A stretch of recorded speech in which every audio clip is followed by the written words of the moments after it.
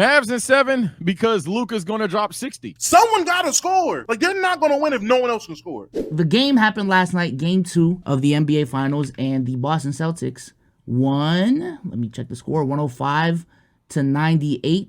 The Celtics are up 2-0 now. Just a couple big box score things to just get the conversation started. Luka Doncic had 32 points, 11 rebounds, and 11 assists. Did have 8 turnovers with that. And he was 4 of 8 from the line, which was a problem for the Dallas Mavericks. But long story short, Luka showed up for the most part. Not even for the most part. Luka showed up. Had a 30-point triple-double. But the story of the night for the Dallas Mavericks was the help. Kyrie Irving. I did not expect 2 bad games off rip. But Kyrie had 16 points, 6 assists, had 4 fouls, 2 turnovers, was 7 of 18 from the field. Has yet to hit a 3 in these finals. After 2 games, he's only had 2 free throws. Derrick Jones Jr. was a little bit more effective in this game. PJ Washington, was a little bit more effective. Daniel Gafford as well. Derek Lively still hasn't really made an impact for real. Maxi Kleber and Josh Green haven't made an impact as well. A better game from Dallas overall, but still, I think the Celtics were up by 14 at some point in the game, and they still closed it out. How did y'all feel about how Dallas played in this game? They play like shit yet again. I mean, it's very evident. Niggas can't hit a shot. No one's helping Luka. The defense is atrocious. This is crazy. This is not like the team we seen come out the West. It's like they got to Boston and got Monstar. I pray this doesn't happen in game 3, because if it does, man, wrap this shit up Boston in fucking 4. Yeah, I'm actually going to not listen at all, and I'm going to start with the Boston Celtics here because I already know how my co-host will think that I'm just acting like the Boston Celtics aren't playing good, great, or amazing. Boston is doing a hell of a job. Boston, not dark magic. They're hitting shots that really, in hindsight, you would expect the Boston Celtics to make. They're literally doing what they're supposed to do. Al Horford, Derek White, Drew Holiday, Jason Tatum, Jaylen Brown, everybody's playing how you would expect them to, except maybe, unironically, Jason Tatum, if you're a person who believes of what he was doing in the regular season or seasons prior. The biggest difference for Boston is definitely Jason Tatum's just willingness to say, hey, if the ball's not going in the basket, I'm doing everything else possible. I have to give credit where it's due there. Now, in game 2 specifically, I got to be fair. He did try to make the shots. I'm not going to act like he didn't try to make the 22 shots. And I think he walked away with what, 6 makes, 8 makes? So yeah, I'm not going to 6 for 22. Yeah, I'm not going to act like he didn't shoot a lot of shots, but ultimately he still impacted the game in many other ways. So let me be very clear. Credit to Boston. However, I am definitely echoing the sentiment that Damo said, but on 15. Yeah, Dallas is looking pretty fucking bad. I'm not gonna lie. Now, I'm not expecting PJ Washington to drop 37. I'm not expecting Kyrie to drop 42 like he did like 6 years ago. But my God, like, none of you are going to really look solid. Like, PJ wasn't bad. I'm not gonna say PJ was bad, but like, nobody's gonna come out here and hoop for real. If your name's not Luka Doncic, like Daniel Gafford on lobs and pick and rolls is all we got. Like, are we serious, bro? And I literally said that I expect that to somewhat work in this series. It didn't necessarily work in game 1, but I expected Gafford and or Lively to get theirs via lobs, via being aggressive. I think they need to do more of that. But Luka and Daniel Gafford ain't going just. You feel me? Like it's not going to do that unless Luka just says, fuck it, I'm dropping 50. Now, my glorious king is capable of doing said things.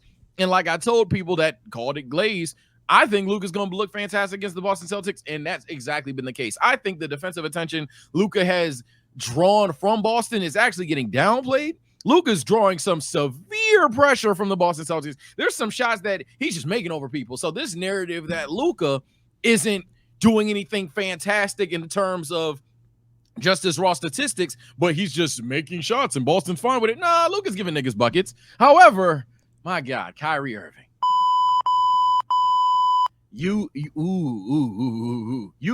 I know LeBron stands acting like SZA talking about they want to kill their ex. I got Laker fans talking about, you know what, don't bring him back anymore. Kyrie, what the hell is going on, dog? I ain't gonna lie. This is hurting me, and I'm a Laker fan. I have nothing to do with this. This is hurting me. Well, tighten up, bro. Maybe they have to do it in Dallas. Maybe it's the Sage on the court. I don't know, but yeah, Boston's gonna look like they ain't getting a game over there, except maybe in a hypothetical game 7, because anything can happen in a game 7. Go ahead, Bezos. So I guess just a question for you as your obviously your pick was already wrong, respectfully, but has it changed? Oh, has it, yeah, you still got Dallas winning? It was wrong after game 1. I said Luka sweep. So, but for me, I'm dying with the ship, nigga. I'm ignorant. Mavs in 7 because Luka's gonna drop 60, and I don't even think Luka can't do that. But it's unfortunate that that's how I have to view it now. Because if I think Kyrie's struggles aren't not only something new, but it's also something that's justified to a degree by what Boston can do. However, even for what we expect back to back, let alone just looking like he's lost out there at times, does not look good. And for context, someone may look at the series and look at game 2 and say his efficiency wasn't the worst and we're overpopulating or overrating or overreacting to it. Damn, English is hard. But it's Bezos, I know you watched the game. Damo, I know you watched the game. Kyrie started off the game hot. those stats were through like 3 straight quarters of mid. Yeah, he was 4 of 5 in the first quarter, and then after that 1 of 5 in the second, in the third 0 of 3, and in the fourth quarter he was 2 of 5. Yeah, he was trash after the first. Yeah, it's not good, and the difference is from 2016, because you can even look at 2016 and see mirrored game 1s and 2s. Difference is Kyrie's not the same guy he was, and we thought he was a more methodical player, a more even efficient player in terms of what we expect in the postseason, in the sense of he's just going to pick his spots better. He's not trying to create too much, whoop, whoop, bang, bang. But in this series, even he's not even getting those looks. So it's not a good look for Kyrie for the remainder of the series, but you don't start until you win on the road. Classic saying. I'm not going to say hit the button for Dallas, but if they play like this again, they in trouble. I had Dallas in 6. So statistically, I'm not wrong. In order for them to win in 6, they got to lose 2 games. Now, did I think it'll be the first 2 games? No. That just means they went out, which is still incredible. So I'm still on the train. I'm not abandoning the ship until they lose game 3. They lose game 3. Hey man, I was wrong. Yeah, I'm still sticking with my pick as well of Celtics in 5. I honestly thought, like I said on the pod, the one loss was actually gonna come at home. Everyone was gonna overreact. This is what I told y'all, and then the Celtics was just gonna rat off 3 wins in a row or 4 wins in a row, however it was supposed to work out. But going up 2-0, I am still leaning towards the fact that I think the Dallas Mavericks can pull 1 win at home. But boy, if game 3, if we up 3-0, I am gonna change my pick. I ain't gonna lie, I'm changing my pick, bro. The NBA playoffs are here, man. There's a lot of money to be made if you play daily fantasy sports. And if you want to get into the action, you guys can use Prize Picks, the sponsor of this podcast, our preferable way to play daily fantasy sports. We will show you how to play the game right now, and it is very, very simple. Just sign up for an account, download their app, go on their website, and make some picks. And if you really know ball, you can win some money. I'm going to go ahead and look down here. Kevin Durant, 36.5 points plus rebounds plus assists versus the Cleveland Cavaliers. I'm sensing a big game from KD tonight, man. Hit more for me, please. And then Darius Garland has been letting me down all year, and it's just another day of the year. Hit less for me on the PRA as well for Darius Garland. Omar, you decide how much we put on the entry. You got to risk it to get the biscuit. I'm going to put 210 on there. Make place entry. And if you use code LKIB, PrizePicks will match 100% of your first deposit up to $100. Shout out to PrizePicks for sponsoring this video. Now let's get right back to the content. I'm changing my pick. We look fantastic out there as a team. I think the star of the show has truly been the Celtics defense. Holding the Dallas Mavericks under 100 points both games is crazy. I think their game plan versus the Dallas Mavericks which is what I wanted the game plan to be of, like, again, just let Luka cook. Obviously still apply pressure. Obviously still blitz him at times, throw different coverages. But if we gonna force Luka to score 50 to 60 on us, and that's what was gonna take the win, then fuck it, Luka, go ahead, score 50 or 60. But don't get Derrick Jones involved as much as possible. Don't get PJ Washington involved as much as possible. I believe there was still only one lob so far in this series, and it was a Derrick Jones Jr. lob. There haven't been really any corner threes. Derek Lively and Daniel Gafford have been neutralized to the point where if you want Daniel Gafford to be effective out there, now you got to run Daniel Gafford, Jason Tatum post-ups. And if that's the game plan to beat the Boston Celtics, is to post up Daniel Gafford, and if we lose that way, I'm going to just chalk it up.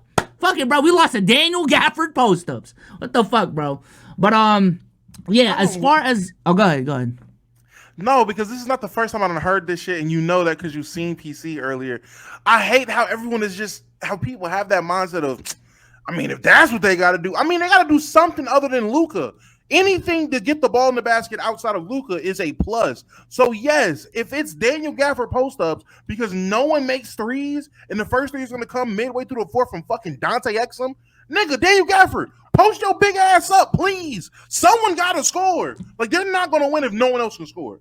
Yeah, I guess I'm saying if that's the adjustment, is to slow the pace of the game down and not get the shooters involved, and we're just if that's the adjustment, I'm fine with that adjustment. If it works, it's fine. But compared to our game plan against them, if we got to live with post ups from a non-elite offensive threat, then I'm cool with that. That's all I'm saying. I've talked enough this segment, so I'll ask the question versus giving a standpoint here. Do you guys think that they need to make a severe adjustment in terms of how they're scoring the ball, or is this a case of the Dallas Mavericks just are missing shots that they typically make? Yes. That's the real answer. Yes. It's a mix. Yes, this is a case of, hey man, they're just not hitting shots. Like, the shots aren't falling that happens in basketball. But god damn it, if the shots aren't falling, don't keep shooting them. Switch it up. Do something else. Like, there's no reason why you're allowing runs to go down, because of bad defense. That's where I think all of this is stemming from. A lot of it stems from terrible defensive rotations and switches, but the fact that they aren't adjusting, they're just living with, all right, bet, we're missing. No, this is the finals. This is a regular game in fucking January. If this is a Tuesday night in fucking March, I get it. Hey, live with it. That's our game plan. It's not happening tonight. We'll get him next time. Nigga, this is the finals. There might not be a next time. It took you, y'all did it twice with Dirk. Y'all went once in 07, 06, 06. It went once in 06. They went to the finals in 06, yeah. Yeah, they went in 06, and then y'all didn't touch that shit again until 2011, and you ain't been back since. This is not a team that is just destined to go on finals run. That is not in y'all books, my nigga. Take advantage of the moment when you get it. But I get where you're coming from, and if desperate times call for desperate measures, and that's what you're saying, I get it. I just think this team is what their offense is built for. This is a heliocentric offense, and these are the cons of a heliocentric offense. You know, you got a bunch of players that only really excel in one or two things. They're either a lob threat, a corner shooter, maybe just a sharpshooter in general. But all of those things are just being neutralized. Like, I think shout out to Low for this, because I was watching his video. Like, PJ Washington and Derrick Jones Jr., they're shooting like 40 to 50% on corner threes, but on above the break threes, they're shooting like 20 to 25%. And essentially, the Celtics have forced the Mavericks to, hey, if you want to shoot threes with PJ and DJJ, it got to be above the break threes. We are not letting that corner open, bro. We would actually rather you take an uncontested two or an isolation bucket from Luka going to the rim than give those above the break threes. You know what I'm saying? So, I don't know. I just feel like Boston's defense, again, has been the star of the show so far. Even against Luka. Again, Luka, for the most part, has been cooking. But I think Al Horford's coverage on him in game one was fantastic. On those 5 switches, he wasn't able to abuse that as much as he wanted to. And in this game, again, he still put up 30, 11, and 11. But forcing him to have 8 turnovers, that was great. That was great from the Celtics. So, I am worried about Kristaps Porzingis, though.